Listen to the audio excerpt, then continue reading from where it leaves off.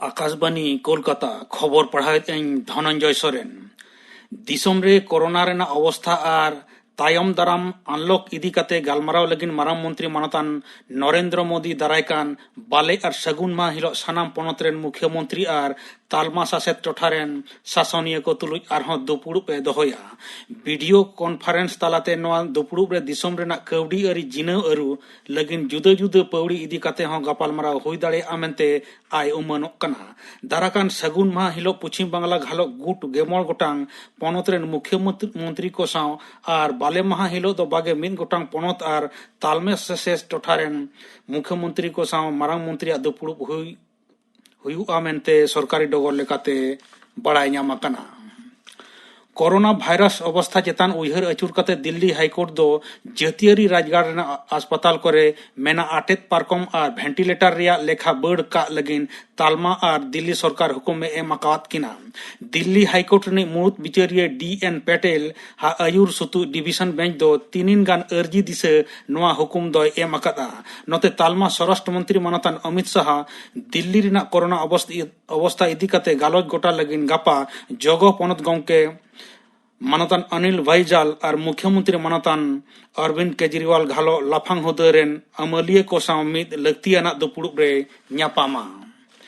जेगेतरी रे कोरोना ते लोहजुरी अकान को लेखा बड़ कते हुई अकाना एगे 6 लाख पेगे 12,500 मोड़ 4 लाख बागे 2,000 खना हो बढ़ती मनवा कोविड-19 ते को भारा भाट अकाना पेगे 8 लाख बागे 3,500 मोगे पुन जोना को फरिये हकना। मार्किन मुलुक रे जतो खना ढेर बागे 1 लाख 73,600 बागे 12 जोना को लोहजुरी अकना गोज अकना को 1 लाख 73,600 बागे मोड़। ब्राजील रे 9 लाख बागे 2,900 खना हो बढ़ती मनवा को लोहजुरी अकना गोज अकना को पुंगे 1,600। इन तायम रशिया रे 9 लाख 1,400 बागे पे जोना को लोहजुरी अकना गोज अकना को 3,600 मोड़ जोना। दिसम रे कोविड-19 खोना फरिया अकान रिया हिंस बड़ कते पुंगे रेल टुड आरे पुन रे सेटेर अकना गुट 1 लाख मोगे 4,500 पेगे जोना को फरिया हकना नवा करते को लोहजुरी अकना 1,500 आगे रेल जोना नुकु घालो दिसम रे गुट लोहजुरी अकान को लेखा तिंगु इना 2,09,600 आगे पेरे उनुचर ते को लोहजुरी अकान को लेकाते मार्किन मुलुक ब्राजील और रशिया तायम गे भारत नितो दो पुन थोकरे मेनाया। पारमानेंट बागे 4 घंटा रे आरहों 500 जोना कोविड-19 ते को गोज अकान को लेखा बड़ कते 9,900 पनत रे आरहों 500 जोना कोरोना ते को लोहजुरी अकना नुकु घालो गुट लेखा 1,200 पुंगे पुन रे सेटेर अकना आरे जोना को गोज एन तायम गोज अकान को लेखा 500 मोगे मिद रे तिंगु अकना आरे जोना मुद्रे कोलकाता रेनगे 5 जोना। पनत गमके मानतान जगदीप धनखड़ गोड़िया रेना शशान रे टूर गोज हड़मो इदी कते रापाचा घटन रे अड़ी दुके सदर अकदा। ट्वीट तलाते पनत गमके दो मेन अकदा नौकान कमी रे दो निंदा लगती मेहनत रिया बकु कते जहां लेका गोज हड़मो कोलकाता नगर मडे रेना गड़ी रे को लादे अकदा ओनाते गोज हड़ को चेतान कटिज होगे मन सम्मान दो बांको दोहो लेत कना। तेहें कोलकाता नगर मडे रेनी कमिश्नर मानतान विनोद कुमार राजभवन सेन कते पनत गमके नवा को इदी कते ओड़े ओड़पाते बड़ा हेचो केदिया। आमफान और नवा इदी कते शासनिय मांडरेन चायरेत आजा नेहर लेकाते बाय सेटल लेनते पनत गमके तो दुके सदर अकादा। पनत सरकार दो गोज अकान को चेतान जहां लेकान मन एमो लगती ओनकागे एमा को कना मेनते पनत स्वराष्ट्र दफ्तर पाहटा खन पासनाव सही ट्वीट तालाते मेन कना। कोलकाता रना मिद शशान रे टूर गोज हड़मो सरकार मिद बड़ी घटन उदुग कते जहां लेका अवई को एहब अकदा नोआ ट्वीट तालाते बेकुसी सदर अकदा। नोआ घटन साला कोरोना ते गोज अकान रिया जहान जपड़ गे बनु अमेनते स्वराष्ट्र दफ्तर दोय मेन अकदा। दक्षिण पश्चिम मौसमी हय दो केरला तमिलनाडु गोवा पुदुचेरी तेलंगाना आंध्र प्रदेश उत्तर पूर्व नाखा रेना पनत करे उड़ीसा रेना बढ़ती जायगा रे पश्चिम बांगला सिक्किम और महाराष्ट्र रेना किछु टोठा और छत्तीसगढ़ रे पासनाव आकना। नवा दिल्ली रे भू विज्ञान मंत्रक डगर लेकाते बाड़ाय ᱧᱟᱢ आकना दिसम रेना जस्ती काय टोठारे मौसमी होय सभिक नियम लेकाते लाहा इदिक कान रहो उत्तर पूर्व नाखा कोरेना पनत करे नवा दो 3 माह बिलम रे सेटेर आकना। नोते पश्चिम बांग्ला ओडिशा झारखंड बिहार पनत करे दाराकान पुगे रेल घंटा रे नवा दो लाहा हिजुआ। पारमेन आगे माह बंद ताहें कान तायम भारत बांग्लादेश सीमा आड़े तेहें खना फुलबड़ी घाटी दो झिज अकना। 100 गोटांग धीरी लादे अकन ट्रक बांग्लादेश मोहडा सेन अकना। नोआ को मुद्रे मेना भूटान रेना 9 गोटांग और भारत रेना 9 गोटांग ट्रक। कोरोना खातिर भारतीय क्रिकेट दल दो श्रीलंका संगार दो थुकम अकदा। नोआ चांदो रेना मुचाद रे पिया T20 और पिया मिद महारी मैच खेल लगिन भारत दो श्रीलंका संघार कथा ताहें कना। ने घड़ी कोरोना अनुचुड़ अवस्था नेल कते संघार दो संभव बांग कना मेंते भारतीय क्रिकेट बोर्ड दो श्रीलंका क्रिकेट बोर्डे बाडाय हचो अकादेया। तेहेኛ खबर पढ़ा दो नोडे गे मुचाद।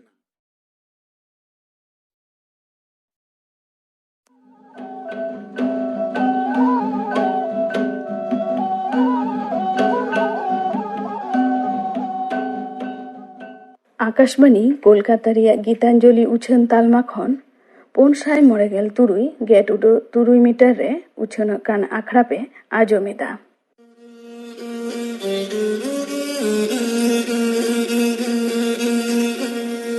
बडाई गया बोन कोरोना वायरस रिया संक्रमण पूरा दिसोम रे फैलावकाना। दिसोम मोतरे दो बांग पूरा दुनिया रे हो फैलावकाना। नोंका नक्ते रे अडी संतर ते तहन लगती कना। आदो चेत लेका बोन संतर दाड़े को दिशा दहय माबोन आबोन आबोना ती को सबुन ते बारे बारे अरुबो जरूर ताबोन। 20 मिनिट कते रे 20 सेकेंड हबी सबुन ते ती जमन एकाल गसाव गसाव ते बोन अरुबो मा। में मु और लुतुर को ती ते आलबुन जोटे दो मा। कुरुमुटुय माबोन कम खोज कम में मु से लुतुर बोन जोटे दो आ। मेनकाना सोशल डिस्टेंसिंग दो दोहय अड्डी तेगी लगती कना। ओड़ा रेगी तहन पे अड्डी गी जरूर खान मास्क हरक कते गी बाहरे उडुको पे। हैंड सैनिटाइजर दो जरूर तेगी व्यवहार पे। निया कुदिन लोलो दा से चाय से कॉफी समय समय रे न्यूय जरूर और लोलो दा ते गारगाराव जरूर। लोलो दा रे बुलुंग मिसाल कते ओनाते गारगाराव जरूर। जुदी जहां को खो एदा को से रुआ मेना तकुआ से साहेद रे को मुश्किलों कना नुकान ऑक्ते रे जांच दो लगती कना। एकाल तेगी लगती कना। और जुदी जहां को रे नुकान चिन्ह को लक्षण को नेलोक कान खान तबे नुकान को खोज दो कम से कम 1 मीटर फराक रे बोन तहन मा। और नुका कतेगी कोरोना वायरस से परचाते हुयुक कान नुवा गर मुहिम को खन दो रोग विभिन्न को खन दो बोन दाड़ेआ उना बोन भगाव दाड़िया।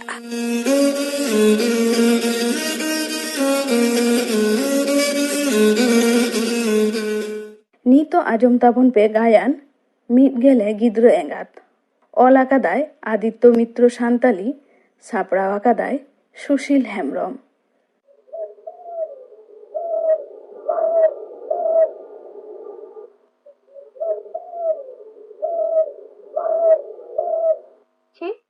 नोआ गुंदली हो 3 रे बन ईर चाबाय रायाम रुयु ओकालेका दारे एकना एमते मिठेन हाडे ईर अनसा को लेका चिकते आदु बंग दरिये लेना दरिये आ चिकते गोबरा गोडा गे ताहेन बा चिकयाम निया गे ईर सामताव हाताल कई चित बांग से भावना गे उइकवा हे बार पे माह जम तो हुयुआ इतो छाड़ा काते आज बाबा इनते थोड़ा थोड़ी पैसा खोल लेखान चा इन ईर हारोन को दिन हुएन रहे चेदा चों बाय तोलास लीधी गड़ी ते लिया दूर चेदा चों कुसिया थे गते कुड़ी सुविधा मेन ले गया ठीक के मेन लेता है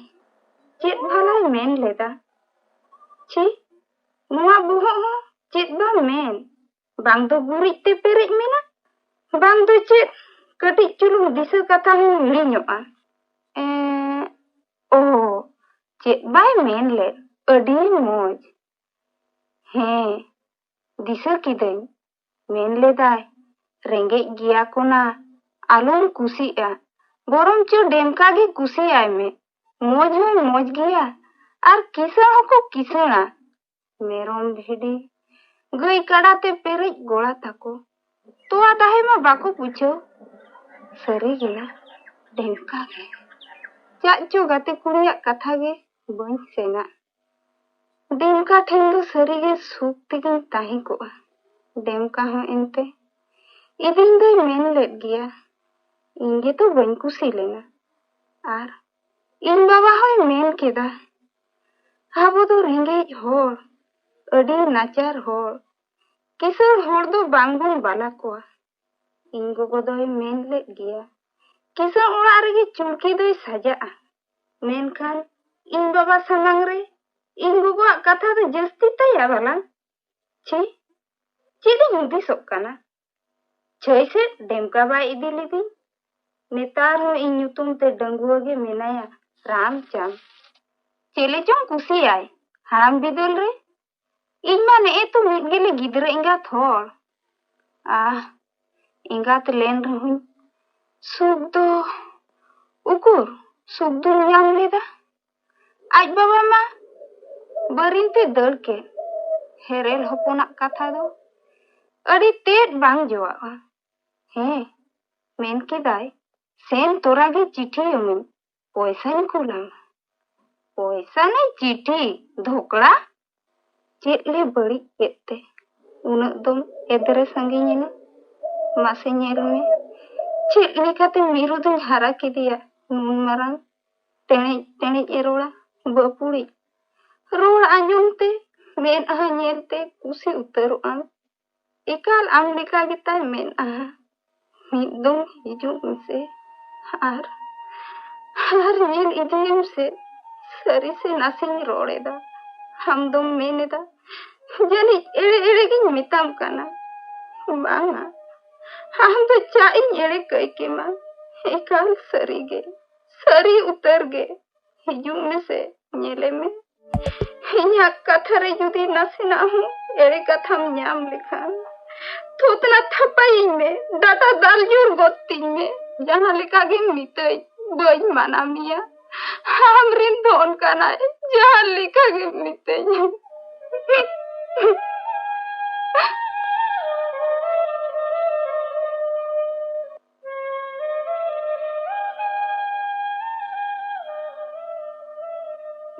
न इन गाल मराव काना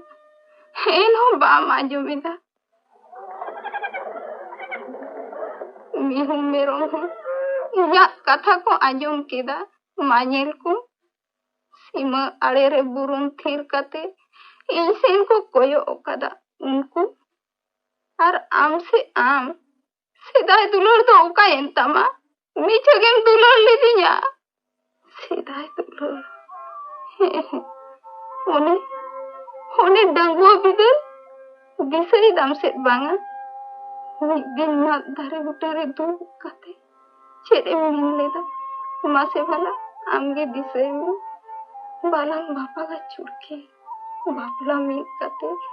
हम बिगुर मिन घड़ी जीवित दो ओहन ताही लेना रोड सावते मिदा हिडिर माराव लेन तमा बांग आर ओनिम सेरेंग ले बुल कते दिसई था Amda meselen indonyanda yan balang juri lan delang bapa. Amda meselen indonyanda yan balang juri lan delang bapa. Jemon ki jur sakam te banglada te mon inya mon bai batawa. Jemon ki jur sakam te banglada te mon inya mon bai batawa. Amak sering anjum kata inting bilik leda. Noy nungka. Am dom men keda. Chet dom bilik keda churki. He. उन जुखेन मा चूड़के के मितंग कांता है बसे आम दो अडी तेद game कोंका गया ओकारम आंजम कादा अपनार ओड़ा होड़ दो nyutum nyum kate ko hoho akoa nyutum do baku nyuma mena ko ei hinda chikate ᱤᱧ ᱫᱚ ei bangkhan hinda gin mitam kan tahe amma chulki chulki chulki chi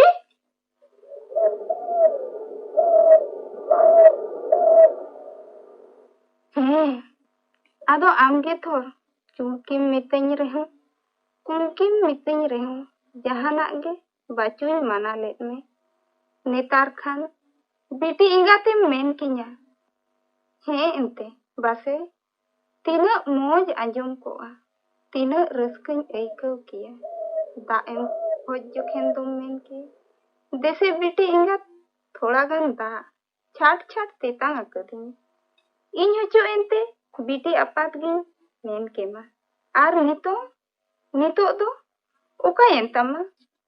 तमा आमा उना सिविल रोल आमा मिटुंग रोल गिन आंजमा मेनते मोने दो अपीर बड़ाई कान तिंग ताहे उका ना खाइन बेंगेल लेरे आमा मुठन दो नेला अच्छा चिदा बाम हिजुक कान उन दिन होयन रहे दिबिकली को चबाइना सोहराय साकरात चबाइना बाहा परब मुचादेना सितुंग दिन तायम जपुद दिन सेटेरेना आर नोय नेल में देवी दसाई होय तेबा एना से उनते रगे हिरोइन ताको न्यामाना हे जनी इसलिए मारा हेरे ओय खाइन लयाम कनाई हिराम सिकिर तो बइन सहावा बाराहा धूती ने धूती में तेरोहा दहली ने दहली में तेरोहा ता दहली ने दहली में दिसमा दालाना ते दो baconya mana hiro masih kiri do bancawa hiro masih kiri do bancawa hirom sikir do ohotet gin sahaw kiya goj gidi kañ me एनहो आलम हिरो मnya बहु ताहेन तुलु बहु पे सेंद्रा कोआ काजेते ने होड़ हो जहां ठेन बाम जावाय कोआ छी इन हो चेत चुन बोका काना कुंके लेका चा भालाñ जावायोआ जावाय ताहेन तुलु आज ए बड़ी इनते इन होñ बड़ीजुआ बांग आतो सोना लेकान समय रे मेरू मेनाय तिña इñा दयिक मेनाक तिña मेरुñ हारा बुरुइया ठाव कहीं जहां मोज किसन ओड़ा रे कुंडी मेरुती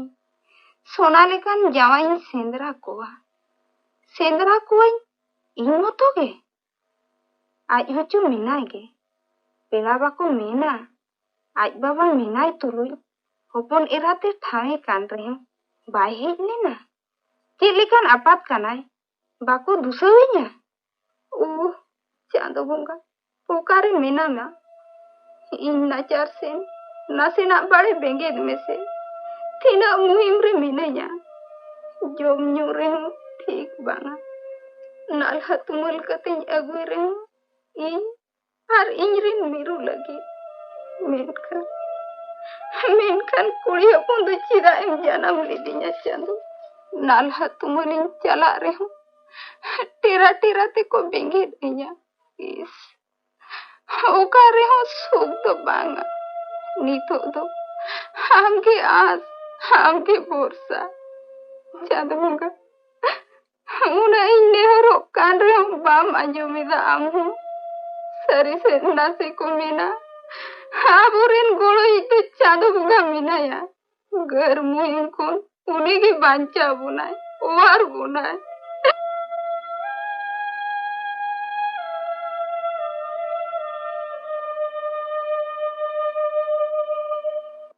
इन लेखा गर्मीम रे दो ओकोय मेना कोआ एनो चांदो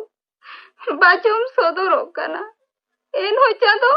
बाचुम दाया कान माया कान मासnyel में tina inyaris cabaina nuwa jion re okoy baku tulas lidinya apa bareng ceri mena rengi jo jahan lekate उनको होनाल हतुमल काते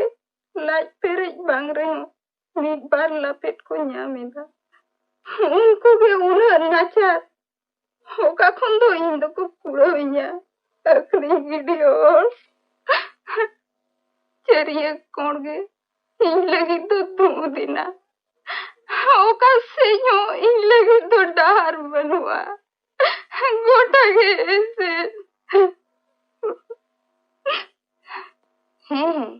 मिटन डहार मिनाआ अडी मार्शल डहार उना मार्शल ᱧᱟᱢ लगित गे दिसोम रिन मानवा को उना कान गया असुल मार्शल चुड़के मा सापड़ा में उना मार्शल से ताड़म लगित गिरे ओटो का में दात्रो तहेना पुरो गुंदली ओडे गे जतो होड़ मेना कोआ अपनार रिन आर एटा रिन हो हानापुरी रिन राज आर रायत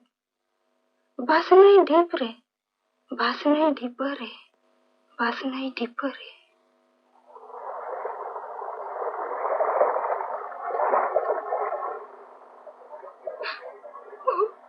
बस नहीं खड़ा था नपाए के हड़ाक टपाक ये खड़ा था माँ माँ तुम्हें आम ठेन की मोहडा कना हमा हमारे जय जुग लगी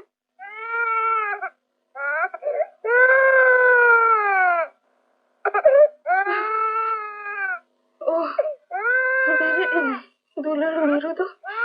नींद के बगी हटवाए मेनते चिल्ली का निगात कने जिंदो हालुम रागा दुलड़ बिटे कुइडी मिरु नोय नोय चुजोबर केनिया आमरिन गोगो इस मिट घड़ित ते ओने तिकी नेना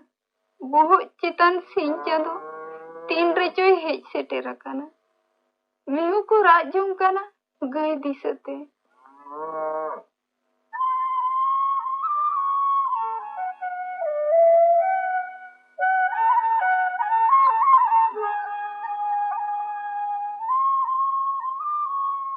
आर ओते ओकोय ओरम केदा उना निठुर तेरिया ओते से उनी कान गियाय उनी कान गियाय दिला बिटी दिला उछलाते ओला